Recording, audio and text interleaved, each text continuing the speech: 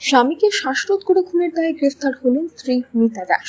কাটোয়া থানার আমুল গ্রামের দাসপাড়ার ঘটনায় ধৃত মিতা দাসকে 7 দিনের হেফাজতে চেয়ে আজ কাটোয়া মহকুমা আদালতে পেশ করে কাটোয়া থানার পুলিশ।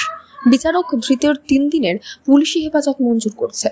আদালতে যাওয়ার পথে মিতা দাস সংবাদ মাধ্যমকে জানায়, স্বামীর চালাতনের হাত থেকে রেহাই পেতে সে একা তার স্বামীকে খুন করেছে। রবিবার সকালে আমুল গ্রামের দাসপাড়ায় তার বসত বাড়ি থেকে মহাদেব দাসের মৃতদেহ উদ্ধার করে পুলিশ। আত্মীয় পরিজনেরা দাবি করেছিল, মহাদেব দাসকে তার স্ত্রী মিতা দাস লোক ভাড়া করে খুন করেছে।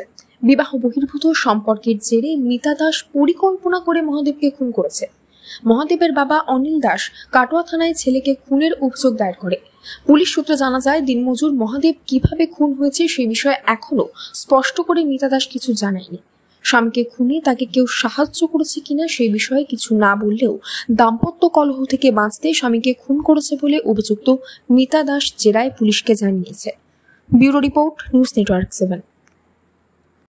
হলমার্ক সোনার গহনা কেনার একমাত্র ঐতিহ্যশালী স্বর্ণ প্রতিষ্ঠান শ্রী ধীরেন্দ্রনাথ দত্ত গোল্ড প্রাইভেট লিমিটেডের শ্রী সুখেন দত্তের দোকান। ঠিকানা কাছারি রোড, চৌরাস্তা, টেলিফোন ময়দান, কাটোয়া, পূর্ব বর্ধমান। কাটোয়া শহরের অন্যতম প্রাচীন ব্যবসায়ী প্রতিষ্ঠান new Shri Gouranga tea store. প্রসিদ্ধ চা ব্যবসায়ী, খুচরো ও পাইকারি চায়ের এই প্রতিষ্ঠান শহরে প্রায় 80 বছর ধরে সুনামের সঙ্গে ব্যবসা করে চলেছে। ঠিকানা কাটোয়া স্টেশন বাজার, চৌরাস্তা।